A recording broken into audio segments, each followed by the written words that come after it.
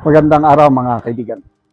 Bigyan natin ng reaction opinion itong post ng Peanut Gallery Media Network. Just in. The Philippine National Police says it will restrict all visits for Rodante Marcoleta after the Sandigan Bayan raised concern over Vice President Sara Duterte and Senator Robin Padilla. The hospital has recommended isolation for Senator Marcoleta due to his health. So, puwera bisita. Sino sa inyo ang nakasakay ng barko? Di ba namin malaman namin yung kaisipan? Wala. Doon mo sa... Hello. Saan napunta dito? Sandali, ayan. Malala ko nung teniente, kapitan pa ako, from Luzon. Sakay kami ng barko papuntang Mindanao. Or from Mindanao, pa uwi ng Luzon. Pati mga anak ko, sinasakay ko sa barko. Kasi, noong una, maliit pang sweldo ko, hindi namin kaya mag-eroplano. Saka mahal pang eroplano noon, wala pang Cebu Pacific. Kaya barko kami. Pag sumasakay kami ng barko, pag larga na ng barko, mag-announce na, yun. Puwera bisita, mularga ng barko, labas lahat ng mga bisita. So ito naman, nakakalungkot. Bakit naman pinagbawalan na, wala nang magbisita, pati ba members of family, wag naman sana. Ang unang bumisita is si Vice President Sara Duterte.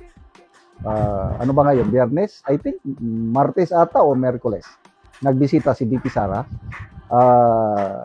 Ang narinig ko lang, nagdala si VP Sara ng hopya at saka hamburger. Kasi ang alam ko, paborito ni Senator Marcoleta ang hopya.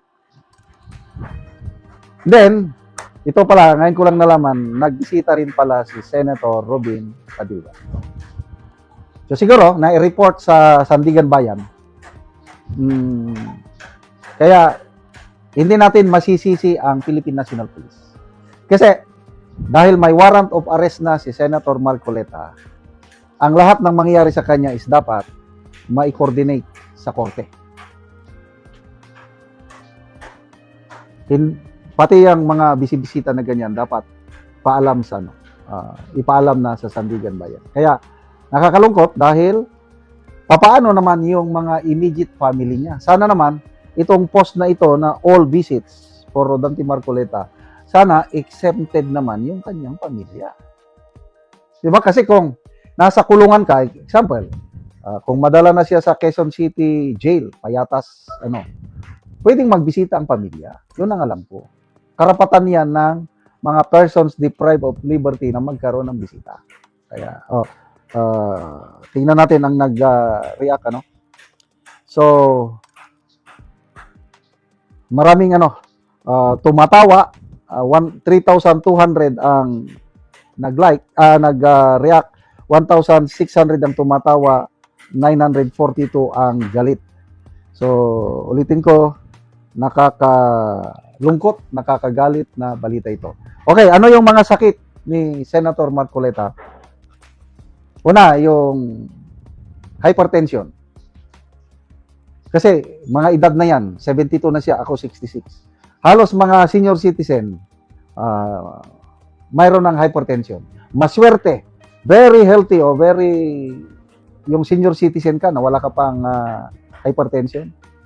Kasi over the years, yung ating ugat, may nag-build up na yan ng mga kung ano-anong build. Kaya yung daloy ng dugo, mahina na. Kaya ako, mayroon din akong hypertension. So, later on sa kanya, na medical check-up niya, kaya nandyan siya, is nahanapan siya, nakita na mayroon siyang mild pneumonia, sakit sa baga. Ano pa? Meron pa siyang, I think, correct me if I'm wrong, enlargement of the heart ba yun? Tapos yung degenerative disease, parang dito sa spine. Tapos mataas pa ang kanyang cholesterol. Kaya ang recommendation ng Philippine General Hospital, kung dadalhin man siya sa kulungan na, dapat may-isolate siya. Kasi nga yung health condition niya is very, anong tawag mo doon, fragile. So, kailangan niya ng suporta ng dasal. Nag-undergo siya ng matinding pagsubok. Kaya lang nakakatuwa yung kanyang mensahe. Nung binisita siya ni Katunying, sabi niya na huwag kayong mag-alala. May Diyos naman na nagbabantay sa atin. Correct. Lahat tayo dumadaan ng pagsubok at balang araw magtatagumpay ang kabutihan o katwiran kahit matagal. Yun. So yun, yung mga ganong payag is puno ng pag-asa. Hindi siya nawawalan ng hindi siya depressed. Palaban pa rin ang ating butihing Senator Rodante Marcoleta. Kung kailan siya dadalhin sa Quezon City Jail, I do not know. Kasi nga, ongoing pa ang kanyang medical examination sa PNP General Hospital. So, nakakalungkot, selective justice. Ito na yung classic example ng selective justice. At yan ang isa sa mga pwedeng maipagmalaki ng Pangulong Marcos Jr. sa kanyang SONA, July 27. Marami na tayong naipakulong. Senator Marcoleta nakulong dahil sa campaign fund contribution na 75 million. Yan ngayon ang accomplishment ng administrasyong ito. Salamat mga kaibigan sa inyong pagsubaybay sa channel na ito. Sakay na, okay. Okay, kaya Uy. Uy. Uy. Sakay na. Uy. Uy. Uy. Kaya na. Uy.